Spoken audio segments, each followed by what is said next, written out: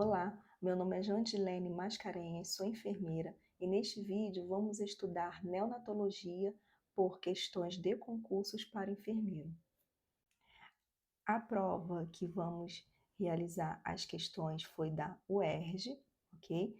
E para o cargo de residência em enfermagem.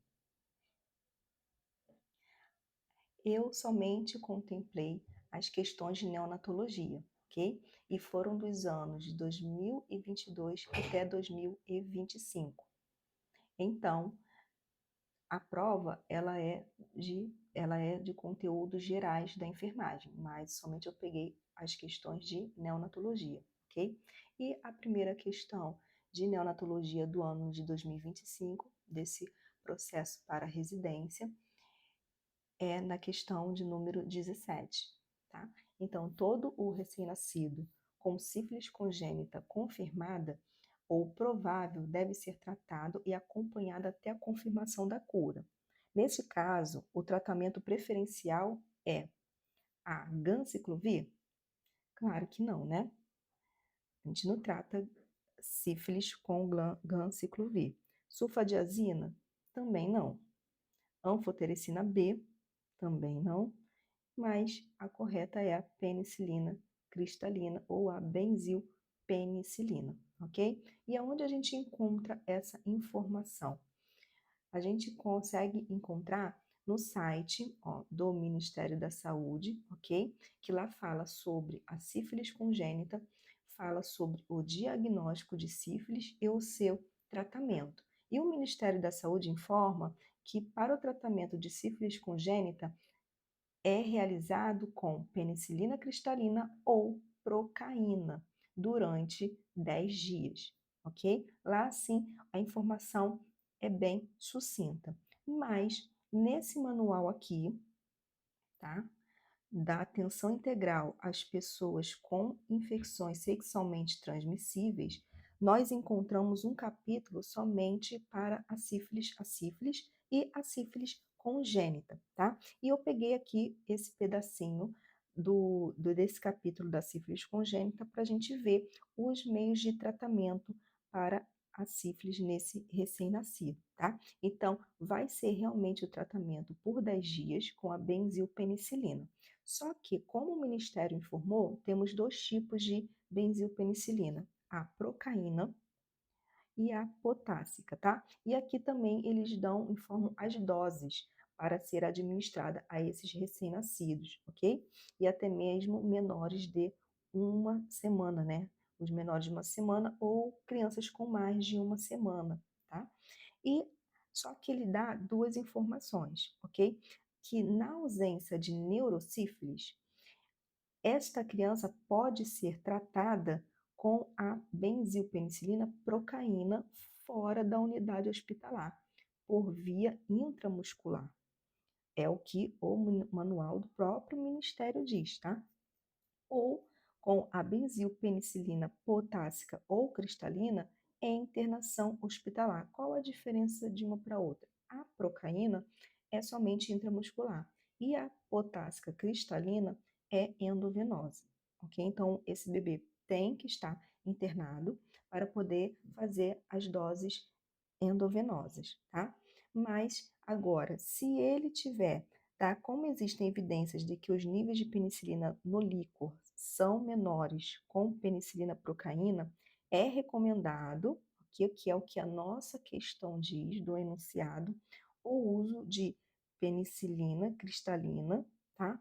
Potássica, para os casos de neurosífilis, com necessidade de internação hospitalar. Então, esse recém-nascido vai se manter, né, internado para poder fazer o esquema de 10 dias da penicilina cristalina ou potássica, ok? Mas, dependendo da situação, na ausência de neurosífilis, ele pode, né, tratar com a procaína intramuscular fora do ambiente hospitalar.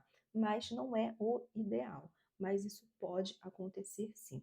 Ok? Então a gente tem essas referências, né? As duas são do Ministério da Saúde, sendo que este manual aqui, ele é bem mais detalhado, tá? Nas ISTs, e principalmente na sífilis congênita, tá? E eu oriento a vocês a ler, abrir, a baixar lá no Google, Google ele é gratuito, tá? E ele está disponível a todos, ok? Então vamos para a próxima questão. A questão de número 18, tá? Ainda do concurso de 2025, diz: em RNs, as manchas azul acinzentadas, localizadas preferencialmente no dorso e nas regiões glútea e lombosacra, que podem ser disseminadas e que traduzem imaturidade da pele na migração dos melanócitos, são denominadas. Então, é aquelas famosas manchinhas, né? Que azul, acinzentadas, às vezes elas parecem mais arroxeadas também, dependendo da cor da pele da criança, tá? Quais são, qual é a denominação delas? A gente vai ficar com a letra A, manchas mangólicas, bem básico essa questão, tá? Manchas vasculares, não é, tá? Que a gente consegue ver rede venosa. Eritemas tóxicos são lesões semelhantes a espinhazinhas, tá? Bem pequenas. E os hemangiomas são aquelas manchas bem vermelhas, né? Que elas às vezes são bem redondas, né? Ou assimétricas, que as crianças aparece mesmo, que a gente dá um nome aqui no Brasil como sinal, tá? Aqui tem uma foto, tá? Da mancha mongólica e no guia para profissionais de saúde a gente encontra essas informações, esses conceitos dos achados que a gente consegue encontrar nesses recém-nascidos, ok? E aqui, ó, ele conceitua a mancha mongólica conforme diz o enunciado, quer dizer, o enunciado, né, quem elaborou essa questão copiou e colou a informação deste manual. Então, ó, são manchas azul acinzentadas, localizadas preferencialmente no dorso nas regiões glúteas, lombosacra, podendo ser disseminadas, traduz imaturidade da pele na migração dos melanócitos, tá? Relacionados a fatores o quê? Raciais, tá? Então, aqui a gente consegue observar a mancha, né, no glúteozinho desse bebê, e ela pode ser até mais escura ou não, dependendo aí da criança, ok? Então, bem básico essa questão. A próxima questão é a questão de número 19. A perda de calor do RN pode ser evitada adotando-se barreiras que a previnam e forneçam calor, entre as quais encontram-se. Então, o RN ele perde calor e nós profissionais devemos manter a normotermia dele e prevenir essa perda de calor e a gente precisa também fornecer calor, ok? Então, como que a gente faz isso? A transportar o RN em berço aquecido, com temperatura de 37 graus, tá? Berço aquecido não é o correto, ok? Berço aquecido é aquela famosa UCR, Unidade de Calor Radiante. É aquele berço aberto que acima tem uma resistência ali que faz um aquecimento e ele vai aquecer esse bebê que está ali embaixo, deitado de forma por radiação, ok? Então, ela é totalmente aberta e a gente usa essa UCR para poder fazer os procedimentos nas unidades neonatais e ali a gente recebe ela para fazer, ela recebe o RN nela para fazer a reanimação neonatal também, inserir catéteres umbilicais, intubação, tá? E na hora do nascimento também os primeiros cuidados, ok? Então a gente usa ela mais para fazer procedimentos. Determinado momento que cessou esses procedimentos, a gente vai transferi-lo para a incubadora, ok? Então tá errado essa alternativa, porque esse transporte também da unidade do centro obstétrico ou de qualquer outro lugar para a unidade neonatal, precisamos fazer numa incubadora de transporte, que ela é específica para isso, tá? Então, jamais no berço aquecido, porque ele é todo aberto e a criança não vai conseguir manter a sua temperatura corporal ali adequada, ok? Então, é uma alternativa que fica errada. Então, a gente vai descartar a letra A. B. Monitorar a temperatura axilar de todo RN em unidade de cuidado intermediário neonatal canguru, que a gente chama de UCINCA. ok? A gente chama de UCINCA, né? O próprio Ministério da Saúde lá na portaria, né, 930 de 2012 também descreve as unidades neonatais, tá? E ali a gente chama também de UCINCA.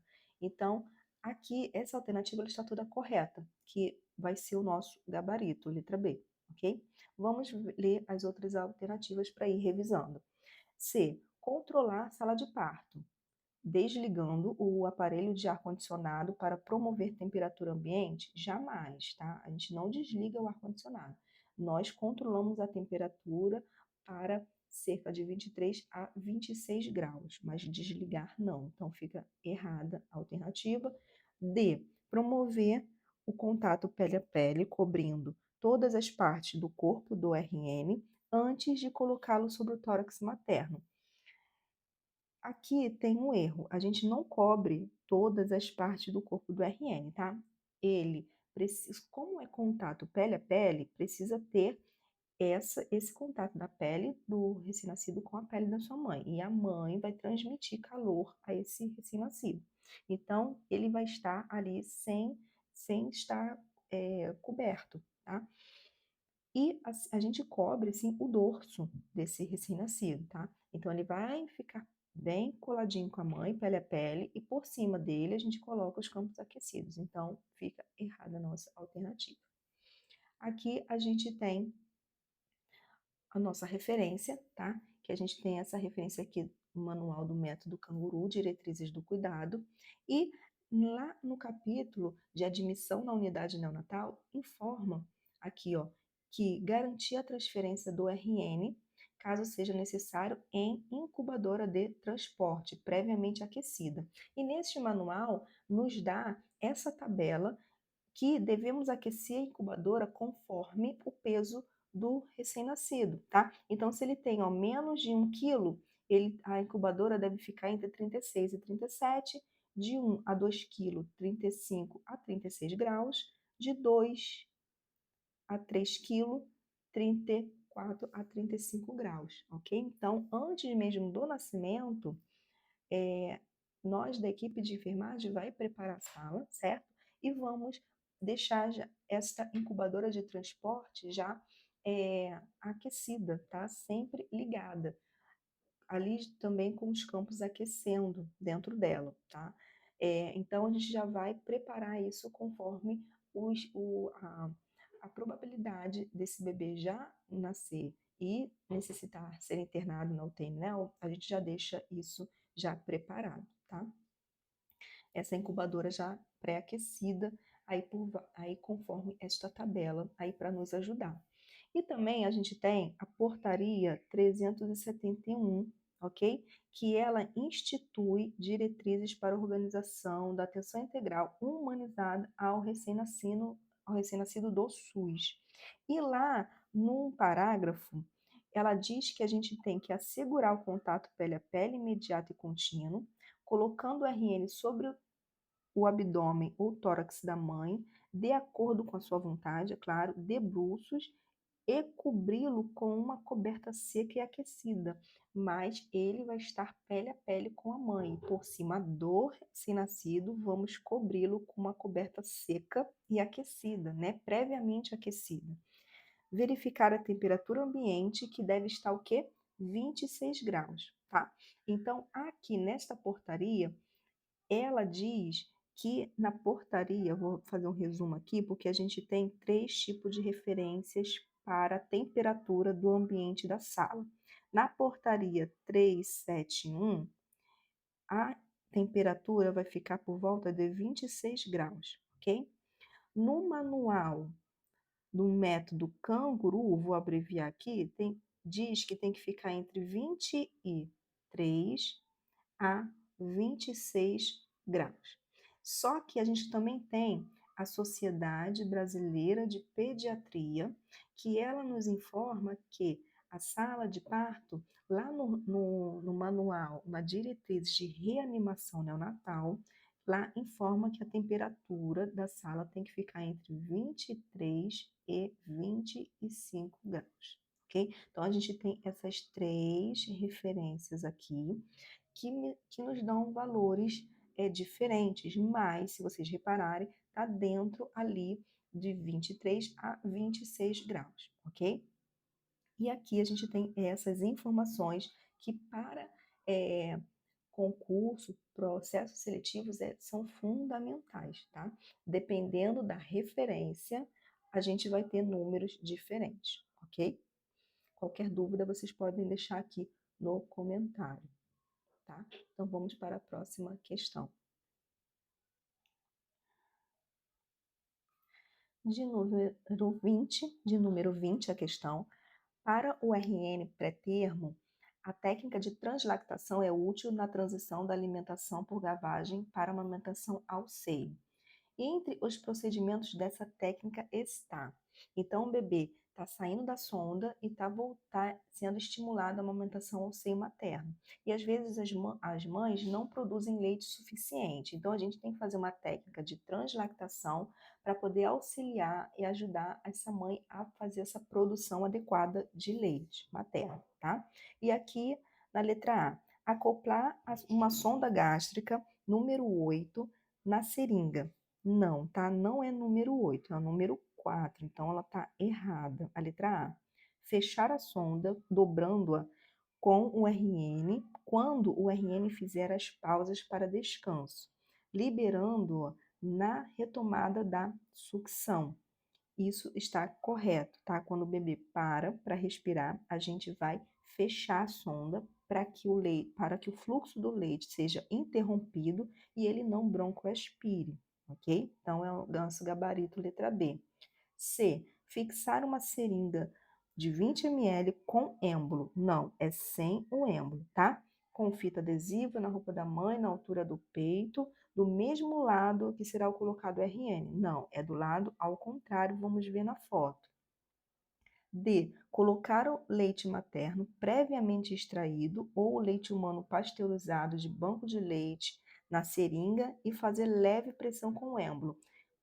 Igual à questão, a alternativa C. Não coloca o êmbolo, tá? Então, anulamos a alternativa D. E aqui a gente tem uma foto, para quem nunca viu, isso aqui é a translactação, ok? Que a gente faz essa adaptação para a criança estimular o seio materno e ao mesmo tempo ser nutrido, porque essa mãe não está produzindo ali a quantidade suficiente. Então, para ela voltar a ter essa produção, geralmente, né, os profissionais fono trabalham assim, a enfermagem também, e a gente faz essa adaptação com a seringa. Então, a seringa, ó, tem que ser número 4, ok? E a gente vai colocar ao lado oposto da criança. Também tem um copinho, a gente pode, em vez de usar a seringa, utilizar um copinho também, colocar esta ponta aqui, ó, dentro do copinho, tá? A ponta da sonda. E ali, quando a criança para poder respirar, a gente fecha, né? A sonda, a gente amassa a sonda para poder impedir o fluxo do leite e a criança não ter risco de broncoaspiração, ok? E aqui tem toda a técnica descrita, né? Para a gente poder conseguir fazer isso, ok? Qualquer dúvida pode deixar nos comentários, tá? A próxima questão, de número 21, ela diz: a punção do calcanhar é indicada para a realização de exames no RN, para os quais ele seja necessário pequena quantidade de sangue. Entre os procedimentos a serem seguidos na realização adequada dessa técnica encontra-se. Então, a gente usa essa punção do calcanhar para fazer teste do pezinho, coleta para o HGT, hemoglicoteste, né? Ou então destro, o pessoal de neonatal chama de destro. E o que a gente precisa ali para fazer essa técnica, né? Então, fazer intervenções farmacológicas para analgesia, então a gente vai usar uma medicação, um fármaco para analgesia, não é o indicado, tá? A gente vai usar as intervenções não farmacológicas. Então, não é a letra A. B. Expor o pé a fim de esfriá-lo para aumentar a vascularização. É ao contrário, se a gente deixar o pé gelado, vai fazer uma vasoconstrição. Aí não conseguimos coletar o sangue. ok? Então está errado. Então a gente tem que aquecer esse pezinho. Escolher o local da punção, nunca utilizando o centro do calcanhar. Correto? Nosso gabarito letra C, nunca o centro do calcanhar. Eu já vou dizer por quê. D. Introduzir a agulha na pele a um ângulo de 45, evitando punção profunda. O ideal é que utilizemos lanceta, tá? Mas se não tiver agulha, usa agulha 13 por 4,5, a menor, e no ângulo de 15 graus, tá? Bem pouquinho mesmo, e realmente evitar a punção profunda, mas não no ângulo de 45. Aqui tem um post meu que eu trabalho no meu Instagram, tá? Tá aqui embaixo. Eu trabalho lá com conceitos, né, e aprendizado da enfermagem neonatal. E aqui diz, né, eu postei isso com por que que a gente não pode puncionar no centro do calcânio. Por quê? Porque o centro do calcânio, se você ver aqui, ó, tem artérias, tá? Temos artérias plantares aqui, e se a gente ficar puncionando no centro, a gente pode ficar puncionando essas artérias, tá? Atingindo essa artéria. E também a gente tem o osso do calcânio aqui, ó.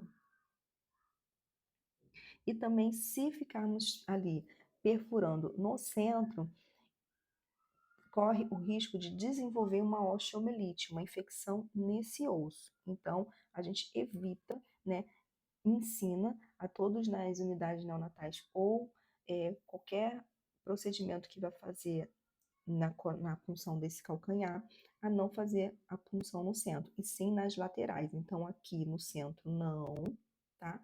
E sim nas laterais do calcânio, ok? E é isso. Aqui eu trouxe o gabarito oficial, tá? Dessa prova de enfermagem da UERJ, e foram 40 questões, sendo que eu selecionei somente as de neonatologia, ok? E tá lá no site, ó, da CEPUERJ, essa prova, tá? Para quem quiser né, pegar a prova completa, tá? Mas eu só peguei as específicas de neonatal. Agora vamos para a questão número 10, mais da prova de 2024, ok? Do concurso de residência de enfermagem da UERJ. Intervenções não farmacológicas têm sido recomendadas para alívio e manejo da dor em recém-nascidos durante os procedimentos, ok? Então, vamos usar as intervenções não farmacológicas. Entre as mais eficazes e com baixo risco destacam-se: A. Uso de compressa morna? Não, a gente não usa compressa morna, tá? Sucção não nutritiva, sim. Contato pele a pele, sim. Então, nossa letra A está errada. B. Uso de compressa morna, vamos já descartar. Amamentação, sim. Administração de analgésico oral. Se é não farmacológico, então a gente não usa nenhuma medicação, tá? Então, tá errado. Letra B. A C. Administração de substâncias adocicadas por via oral, sim. Amamentação, sim. Eu uso de lidocaína, outro fármaco, tá? Não. Porque o enunciado está me dizendo não farmacológico. É isso que ele está pedindo. Letra D. Administração de substâncias adocicadas por via oral, sim. Sucção não nutritiva, sim. Diminuição da estimulação tátil, sim. Nosso gabarito, letra D, tá? E voltamos ao manual do método canguru, né? A UERJ gosta muito dele. Quase todas as questões ela utiliza ele. E ali no capítulo do controle da dor, aqui informa as estratégias não farmacológicas, tá? Então a gente tem enrolamento, posicionamento, contenção facilitada, certo? Sucção não nutritiva, massagem, balanceio, posição canguru, amamentação, ok? E a sucção não nutritiva, né? Que ela já é comprovado que ela libera o que? Serotonina no sistema nervoso central durante os movimentos ritmados de sucção, porque a gente pode colocar ali solução adocicada, uma chupetinha somente no momento que vai gerar dor, né? Antes disso, a gente não usa, então Para poder fazer o procedimento, a gente coloca uma chupetinha com alguma solução adocicada, geralmente a gente usa a glicose a 25%, e acabou o procedimento que gera dor, a gente tira, tá? A chupetinha. Caso a gente tenha a mãe presente, a gente pode colocar esse bebê no seio materno, ok? No seio, e ele fica ali sugando e ali diminui o nível de dor para ele, ok? Então a gente tem, e a gente também tem outras intervenções, tá? Que o manual é mais completo, só trouxe esse trechinho aqui, ok? Então, a próxima questão, questão de número 11. A hiperbilirrubinemia é um problema comum em RNs a termo e pré-termo tardio, sendo a fototerapia uma das principais formas de tratamento. São cuidados de enfermagem importantes para RN sob fototerapia contínua, tá? Letra A. Verificar a temperatura corporal a cada 3 horas, pesar diariamente e cobrir a solução parenteral. Eu equipo com papel alumínio e usar extensores impermeáveis à luz? Sim, tá? Toda correta a alternativa A. Então, é o nosso gabarito. B. Proteger os olhos com cobertura radiopaca por meio de camadas de veludo negro ou papel carbono negro envolto em gaze, ok?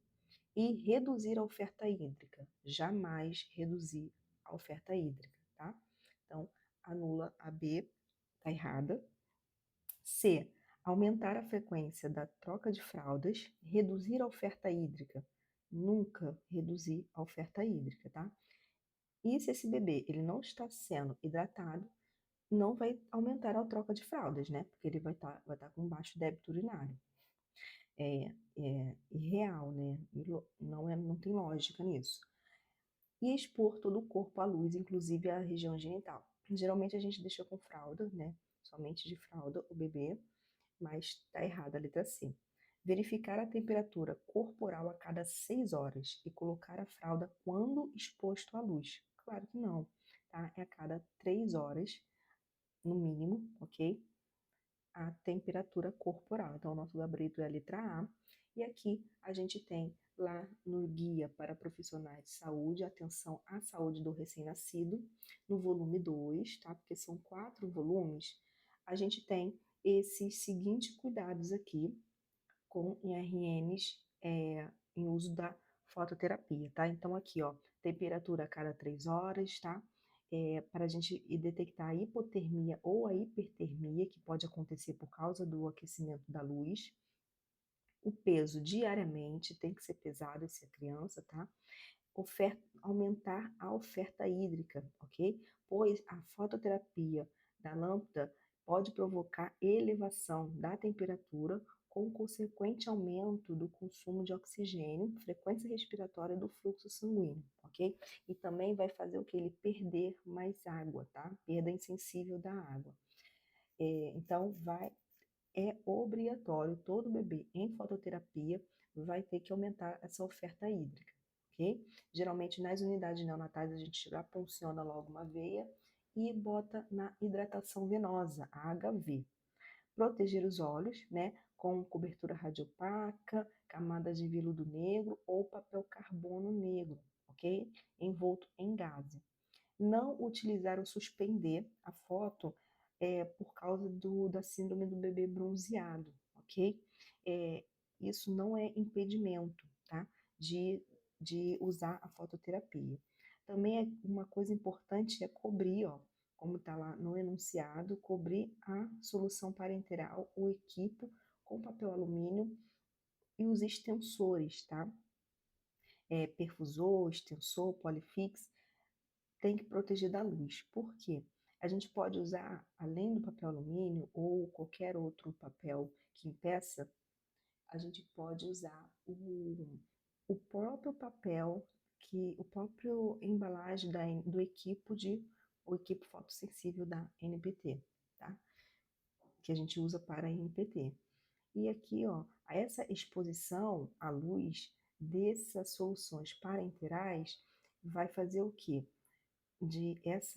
Quando os aminoácidos são expostos a essa luz, a quantidade de tripo, triptofano, metionina e histidina, tá? Vai fazer essa redução dessa substância e, adicionalmente, a solução de lipídios é altamente suscetível à oxidação quando exposta à luz. O que quer dizer com isso? Que quando essas substâncias vão estar expostas à luz, elas vão ficar tóxicas, tá? Vão ser tóxicas às células, tá? Citotóxicos. Então, a gente precisa proteger essas soluções, principalmente a nutrição parenteral, que tem os aminoácidos, né? E as multivitaminas. E também a prática da descontinuidade da fototerapia durante a alimentação, inclusive com a retirada da cobertura dos olhos, desde que a bilirrubina não esteja muito elevada. Então, pode haver uma pausa durante a amamentação desse bebê exposto. Então, a gente dá um descanso para ele, tira o óculos, né, e deixa ele um pouco interagir na hora da mamada, troca de fralda. Acabou, volta para a fototerapia, tá? E é isso. A próxima questão. Ah, não. Aqui é o gabarito, né? Oficial dessa prova de 2024. Como eu já informei, eu só retirei as questões de neonatologia, tá? Agora a gente vai para a prova, para as questões da prova de 2023. A perda de calor do recém-nascido pode ser evitada adotando-se medidas preventivas, sendo uma delas. Então, a gente pode o quê? Manter a temperatura normal do RN, né, evitando que ele perca calor. E quais são essas medidas, né? Somente pesar o RN pré-termo caso a temperatura esteja maior que 36, correto? Tá? É o nosso gabarito, a letra A. B, não é a B por quê? Não secar, não secar, nem envolver o corpo do RN pré-termo em saco de polietileno. Não secar está certo, agora nem envolver está errado. O RN pré-termo em saco de polietileno, devemos colocá-lo em saco de polietileno, principalmente os menores de 34 semanas, tá? Então, isso torna a alternativa errada. Letra C. Manter a temperatura da sala de parto entre 20 e 22 graus. Errado, tá? Eu já falei até lá na frente nas primeiras questões. Para o manual Método Canguru, é 23 a 26 graus, ok? Então, tá errada. D. Transportar o RN em unidade de calor radiante. Quase igual à questão, à primeira questão, né, que a gente fez. Então, unidade de calor radiante não, que é a UCR, né, que eu até falei, lá estava falando berço aquecido. E aqui eu falei que é a mesma coisa da UCR, que é a unidade de calor radiante, também está errado, tá? A gente só fazemos o transporte dos recém-nascidos, principalmente os prematuros, em incubadora de transporte, ok? E previamente aquecida, como aquela tabelinha que eu mostrei para vocês, conforme o peso, a gente bota ali de 37,5 a 37 graus a incubadora, ok? E aqui a gente tem, né, voltando para o manual do método Canguru, aqui a referência, ok? Que fala sobre as afirmativas, ok? Então, dessa parte do manual que eles elaboraram essa questão. Então, ó, controlar a temperatura da sala de parto, né? Como eu falei, ó, entre 23 e 26 graus, segundo o manual Método Canguru, ok? E, ó, receber o RN em campos aquecidos, né? O pré-termo abaixo de 34 semanas, aí é a alternativa que estava errada, não secar, ok? Mas a gente vai envolver o corpo abaixo do pescoço, é claro, em saco de polietileno. Então, lá na alternativa, ó, estava falando, ó, nem envolver o corpo, ok? Mas não, temos que envolver o corpo no saco de polietileno, tá? Transportar o RN, ó, em incubadora de transporte pré-aquecida, tá? Somente pesar o RN, ó, somente pesar o pré-termo caso a temperatura esteja maior de 36 graus. Então, hipotermia grave não vai pesar, ok? Temos que primeiro estabilizar essa temperatura. Aí também, mais uma informação, né? Não dá banho no RN logo após o nascimento, em situações especiais, somente após a estabilidade térmica. Essas situações especiais são os casos quando as mães são HIV positivo. Então, sabe-se que esses RNs devem tomar banho após o nascimento, sendo que se ele estiver instável, tá? E principalmente com hipotermia, esse banho vai demorar um pouco. E também, se for um bebê muito prematuro, um prematuro extremo, não vai ocorrer esse banho, ok? Então, a gente não vai poder botar esse bebê embaixo de uma água, tá? Então, existem exceções nessa regra aí, ok? Qualquer dúvida, pode deixar aqui nos comentários, tá? Questão de número 15. De acordo com o documento Atenção à Saúde do Recém-Nascido, Guia para Profissionais de Saúde, aqui ele já deu a referência, né? Durante o exame físico de um RN, a termo para o quê? A avaliação neurológica, os reflexos primitivos característicos devem ser avaliados. Habitualmente são a voracidade, galante, Denver, Barlow e tônico cervical. Então, voracidade é um reflexo, ok? Primitivo. Galante também. Denver, não. Denver é uma escala que avalia o desenvolvimento do recém-nascido. Barlow é uma manobra, certo? Que a gente faz do quadril.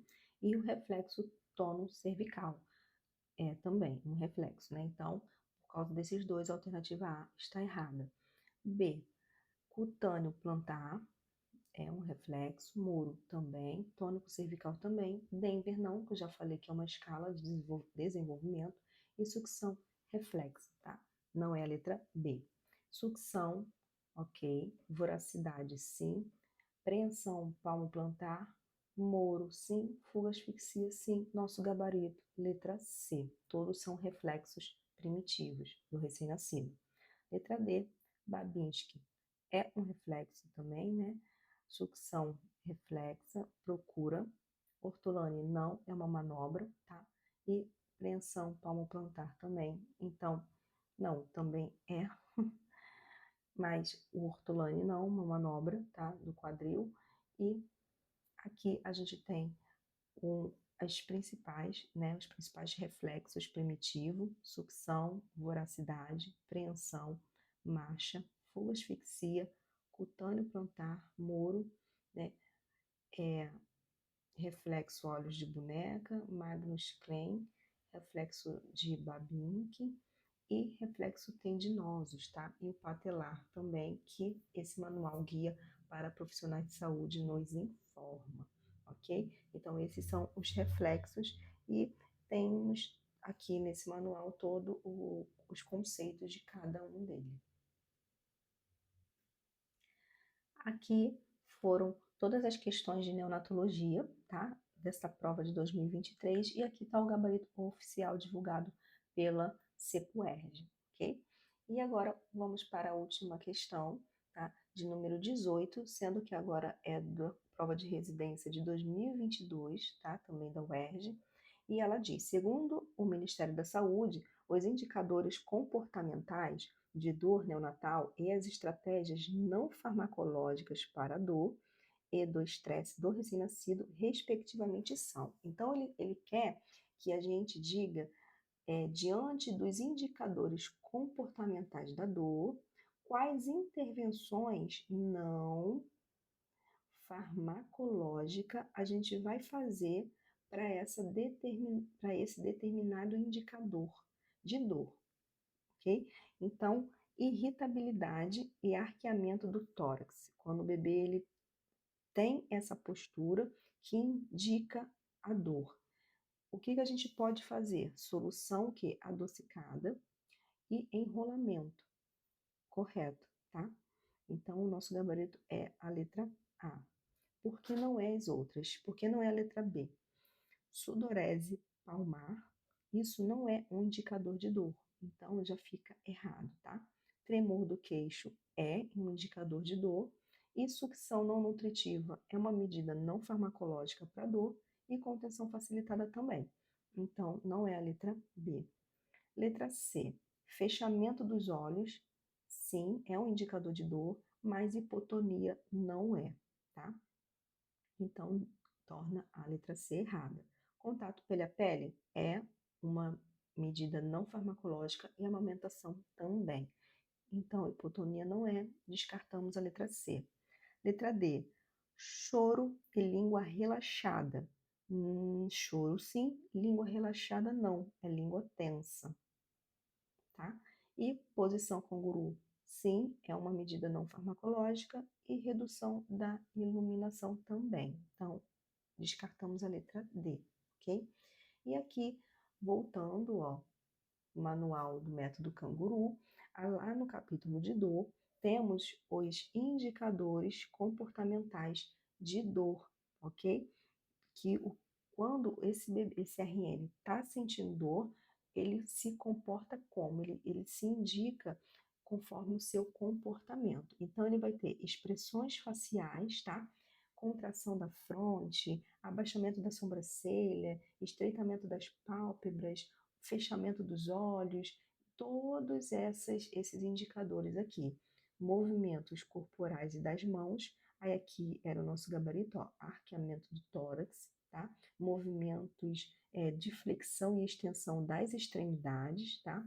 E também, ó, tônus muscular, lá estava falando hipotonia, né, que é aquela flacidez, então aqui ele já tem um tônus muscular maior, não é a hipotonia, é o contrário. Padrões do choro, então lembrar-se que o choro pode ocorrer também devido a outros estímulos como fome e frio, então não vai ser isolado o choro, tá? Alterações do estado comportamental, sono, né, agitação, diminuição da interação, indiferença, a estimulação, um bebê apático, tá? Isso aí é no extremo de dor, ok? Padrão do sono também vai estar alterado e possibilidade de consolo, tá? E aqui temos as estratégias não farmacológicas, a gente já até viu nas outras alternativas, tá? Dos outros anos das outras provas. Então, a gente tem, ó, enrolamento, posicionamento, contenção facilitada, sucção não nutritiva, massagem, posição canguru, amamentação, dentre outras, ok? E aqui a gente fecha com o gabarito de letra A, tá? Aqui eu termino esse vídeo, tá, de correção de questões de neonatologia da banca CEPUERJ da Universidade do Estado do Rio de Janeiro. Peço que vocês me sigam aqui no YouTube e também lá no Instagram. Compartilhe esse vídeo, curte. Se tiver alguma dúvida, pode deixar aqui nos comentários, ok? Alguma sugestão também. E eu agradeço e a gente se encontra na próxima prova.